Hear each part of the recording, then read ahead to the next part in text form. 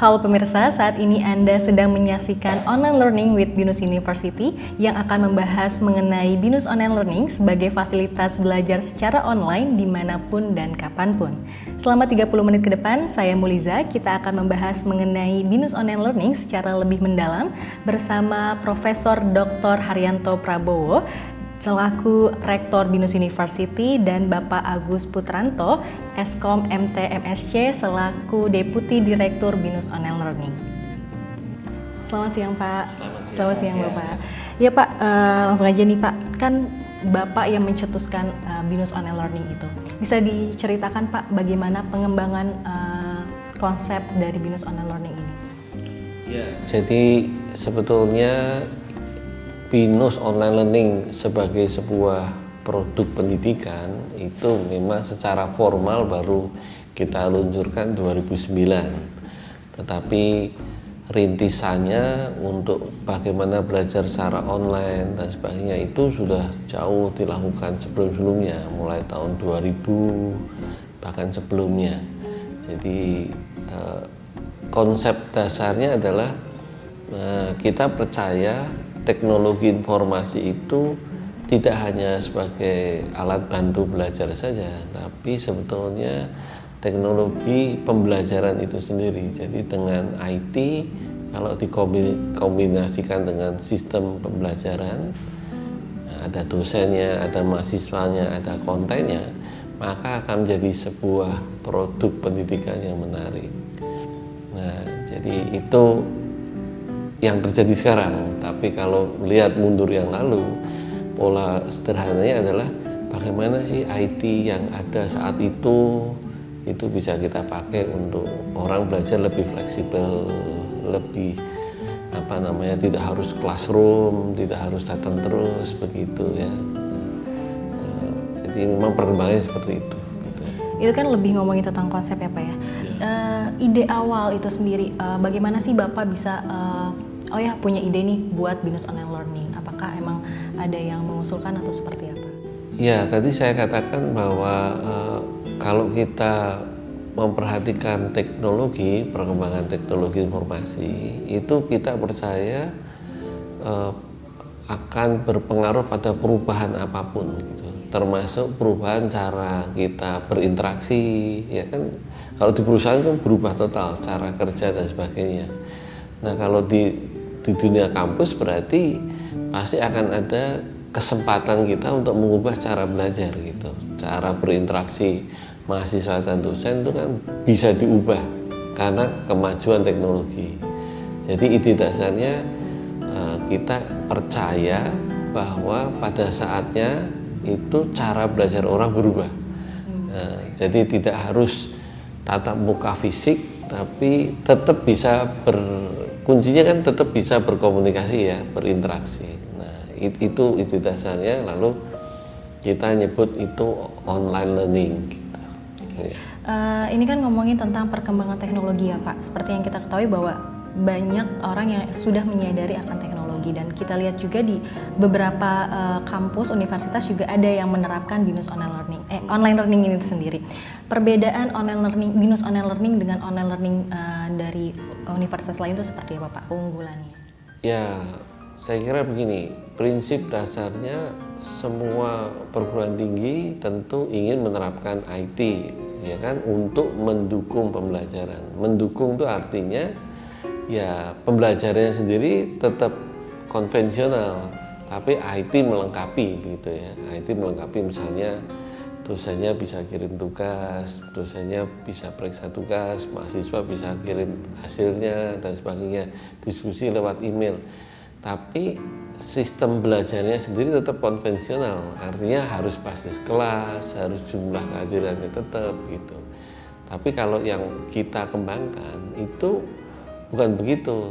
IT-nya di-embed ke dalam sistem ini, lalu kita meng-create sistem baru gitu. Jadi menggunakan IT untuk menggantikan pertemuan di kelas, untuk menggantikan interaksi yang selama ini secara fisik, itu berbeda dengan saya konvensional, saya pakai IT, itu berbeda. Jadi itulah yang dilakukan Binus memang katakanlah sejak tahun 2000 kita mengembangkan namanya multi channel learning ya. Jadi channel belajarnya kita tidak hanya classroom. Ya kan kita di dalam satu semester secara regulasi kebijakan kan mengizinkan bahkan memastikan ada 3 pertemuan dalam itu yang untuk menggunakan IT, tidak classroom, betul kan?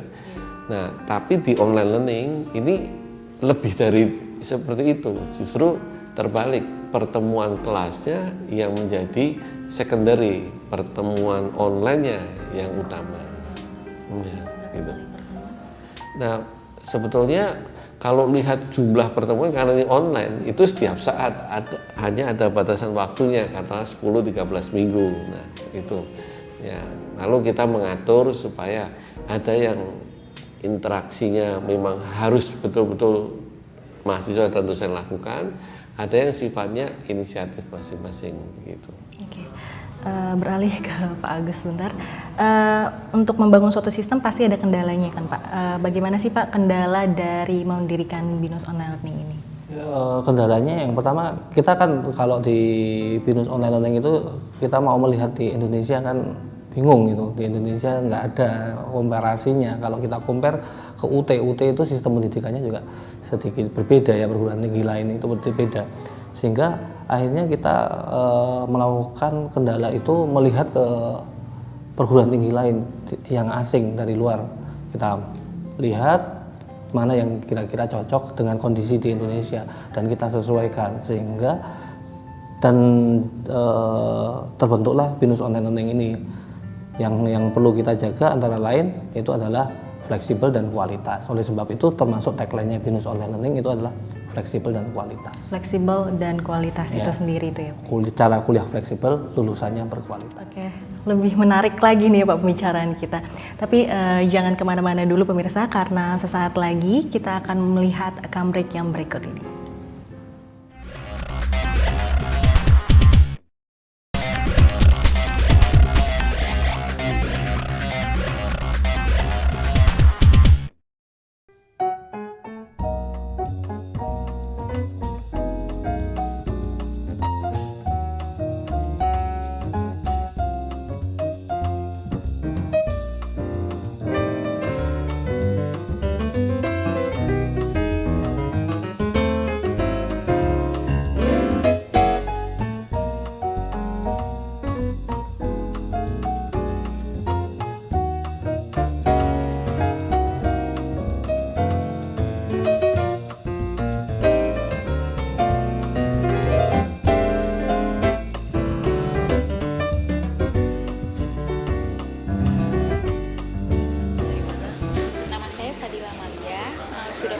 Sebagai karyawan di PT Bibron Medical Indonesia di Kuningan.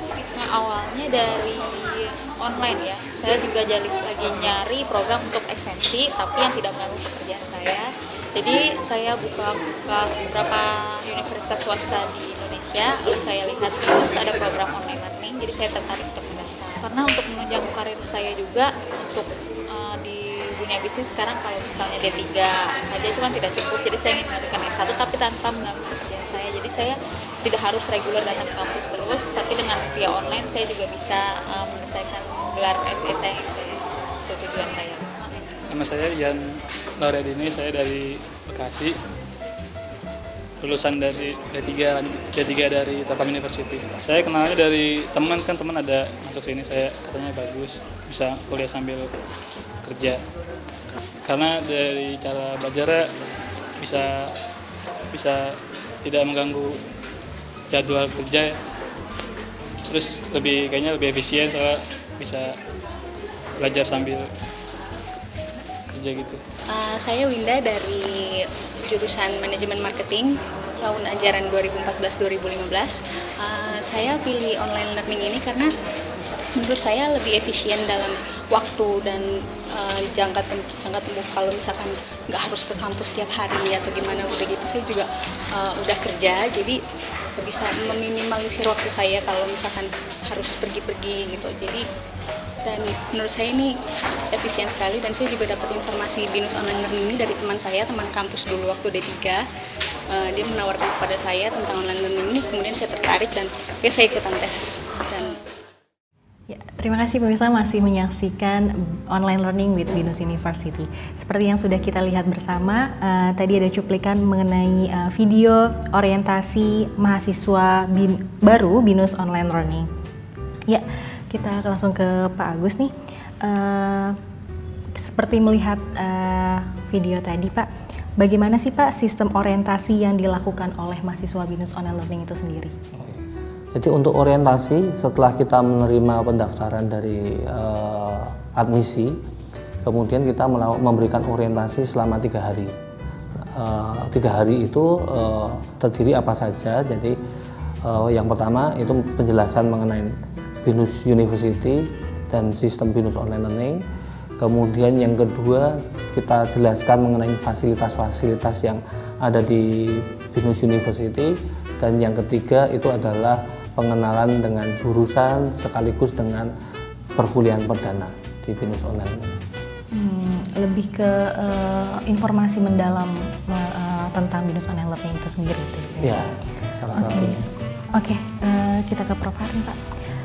Materi apa aja sih Pak yang disajikan untuk dalam tahap orientasi tersebut?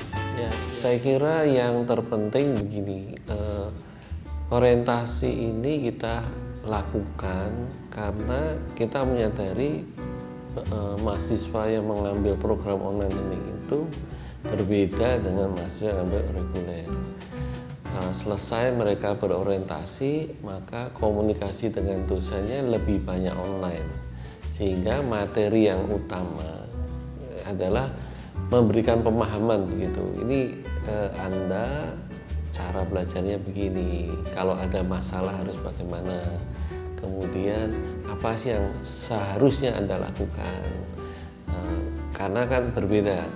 Mahasiswa online ini diharapkan, dan saya kira supaya bisa sukses harus punya kemampuan self learning yang lebih baik dari reguler. Self learning itu maksudnya semangat belajarnya secara mandiri, tidak harus bergantung pada dosen. Itu diberikan di orientasi. Nah, saya di awal lebih banyak memberi semangat, memberi motivasi kepada mereka bahwa mereka pun bisa sukses sama seperti lulusan reguler, tapi dengan cara belajar yang berbeda. Nah, jadi ini memang penting dipahamkan bahwa secara produk pendidikan mereka ngambil programnya yang belajarnya lebih fleksibel gitu. Tapi kalau standar kualitasnya itu tidak boleh di bawah yang reguler. Jadi itu tantangan besarnya. Jadi saya memberikan itu, sedangkan materi yang lain tadi sesuai sesi-sesinya, termasuk bagaimana menggunakan teknologi, bagaimana belajar ketemu dosen dan sebagainya. Saya kira itu orientasi ini sangat-sangat penting. Ya. Iya, Pak. Ngomongin tentang tadi penggunaan teknologi, apakah dalam materi orientasi tersebut calon mahasiswa Binus Online Learning itu diberikan pengarahan mengenai teknologi itu secara mendalam seperti apa dan bagaimana menggunakan teknologi di Binus Online Learning? Jadi kalau dalam orientasi, maka karena sudah masuk orientasi mahasiswa baru, otomatis dia bukan calon lagi, mereka sudah mahasiswa baru. Nah, secara programnya seperti apa, pengalaman, saya kira Pak Agus bisa menambahkan. Ya, jadi untuk teknologi kita berikan pelajaran mengenai learning management itu sendiri. Jadi LMS, bagaimana menggunakan LMS, bagaimana mengambil materi pembelajaran, bagaimana dia kirim tugas. Jadi kalau tugasnya sudah selesai dikerjakan dia dikirim, kemudian bagaimana melihat statusnya bahwa sudah dikirim, sudah dikoreksi oleh dosen, itu kita berinformasi. Kemudian kita juga ajarkan bagaimana aktif di forum diskusi. Kemudian kita juga selain itu kita ajarkan juga dengan menggunakan video conference. Itu teknologinya ya teknologinya. Oke. Dari sisi mahasiswa reguler itu sendiri Pak, apakah ada perbedaan arahan mahasiswa reguler dengan mahasiswa online? Ya, saya kira karena tadi orientasi itu pasti kan karena dia sama-sama mahasiswa baru, pasti informasi tentang kampus, informasi tentang BINUS seperti apa, budaya seperti apa, itu sama pasti diberikan. Hanya yang membedakan adalah kalau yang reguler berarti lebih penekanannya pada bagaimana kuliah dengan classroom, bagaimana melihat jadwal, bagaimana tugas-tugas, dan juga ada juga bagaimana menggunakan teknologi. Kan di reguler juga pakai teknologi. Tapi kalau yang online maka penekanannya pada bagaimana menggunakan sistem belajar yang online itu. Menggunakan teknologi itu sendiri. Iya, ya, karena praktis 70-80% semuanya komunikasi lewat teknologi. Ya. Tadi video conference, bagaimana kapan harus ikuti, bagaimana aktif di video conference. Ya. Karena itu kan satu tools yang memang utama, sama seperti kalau reguler tuh harus tahu kapan masuk ke ruangan kelas, kapan ujian. Saya kira itu saja. Tapi secara umum tujuan akhirnya tetap sama. Dia harus siap jadi mahasiswa BINUS. Oke, menarik sekali nih Pak. Ya, pemirsa, sesaat lagi kita akan membahas mengenai BINUS Online Learning secara lebih mendalam.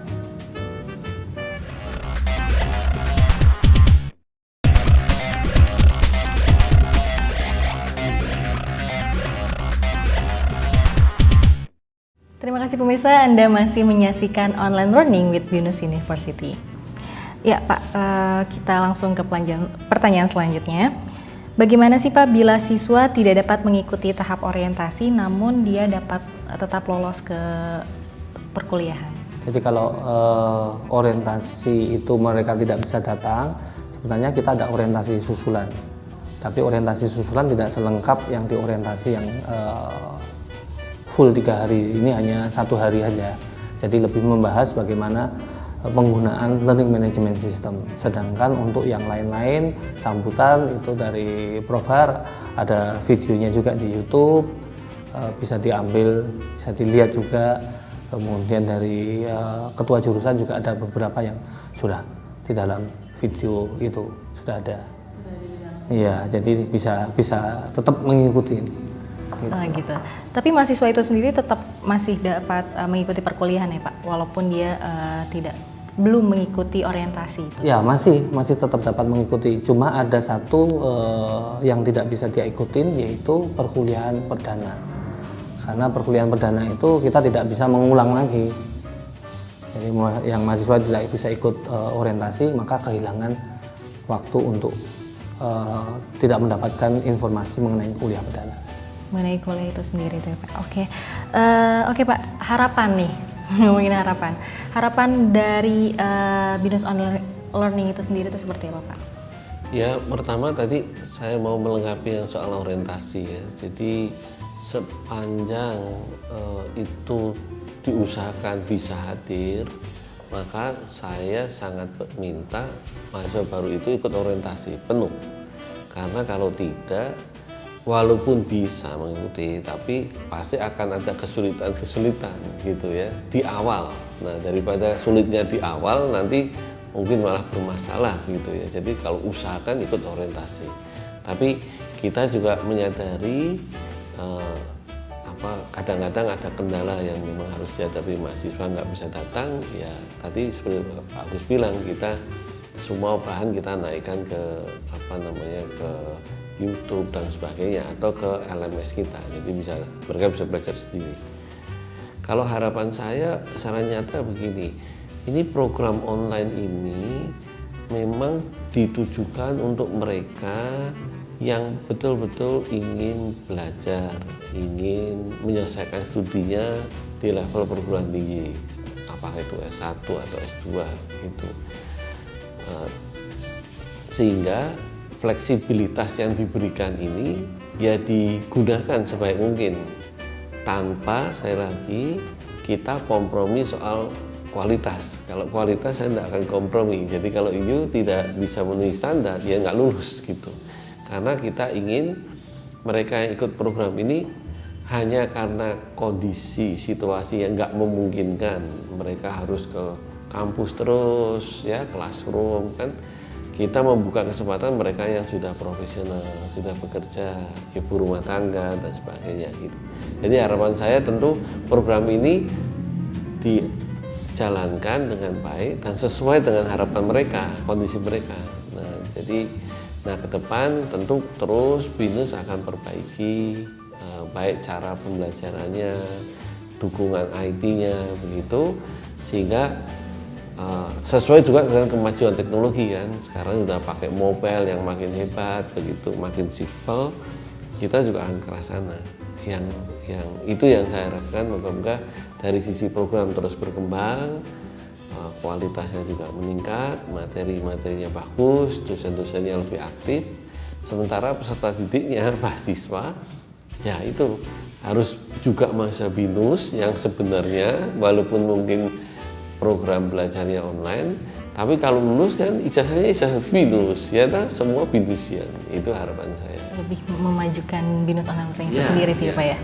Oke Pak, ini ada Twitter nih yang masuk ke email kami dari @Michael Tanda Putra mungkin ya. BINUS TV, dalam mengikuti program BINUS Online Learning, apa sajakah fasilitas yang dapat dinikmati oleh mahasiswa? Terima kasih. Bagaimana nih Pak? Pak Agus dulu, silakan. Kalau fasilitas itu misalnya mahasiswa bisa mengakses LMS itu pasti gitu, sudah ada salah satu fasilitas. Kemudian fasilitas kedua itu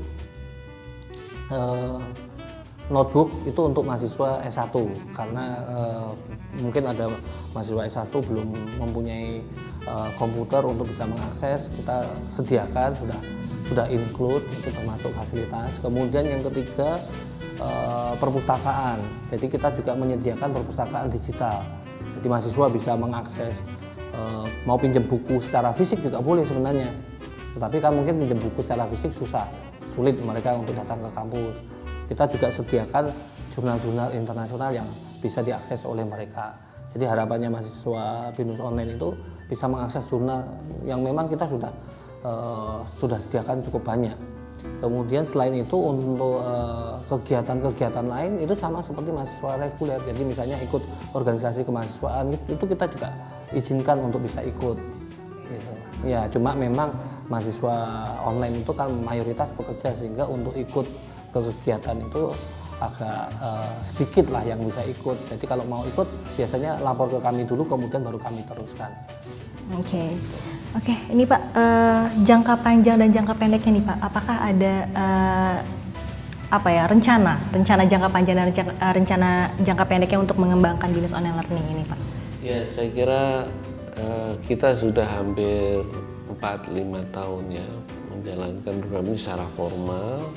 Kita sudah bisa banyak belajar jatuh bangunnya mengelola ini, dan kita menyadari ini ada satu budaya belajar yang berbeda gitu. Nah, dalam jangka panjang kita ingin membuat BINUS online ini lebih luas jangkauannya. Yang lebih luas itu artinya kita sadar negara kita kan negara kepulauan ya, dari ujung ke ujung mereka punya kesempatan seharusnya belajar tidak harus secara fisik datang ke Jakarta. Nah itu jangka panjang kita akan lakukan itu dengan kemajuan teknologi yang ada. Ya tentu saja kita tetap bertumpu pada peraturan-peraturan yang formal yang ada. Kalau jangka pendek saya kira kita memang akan aktif di beberapa kota dulu untuk mencoba mengefektifkan begitu yang sifatnya pertemuan-pertemuan fisik maupun pertemuan dengan video conference gitu. Nah kalau itu bisa berjalan baik, berarti nanti kita bisa deliver ke seluruh Indonesia gitu.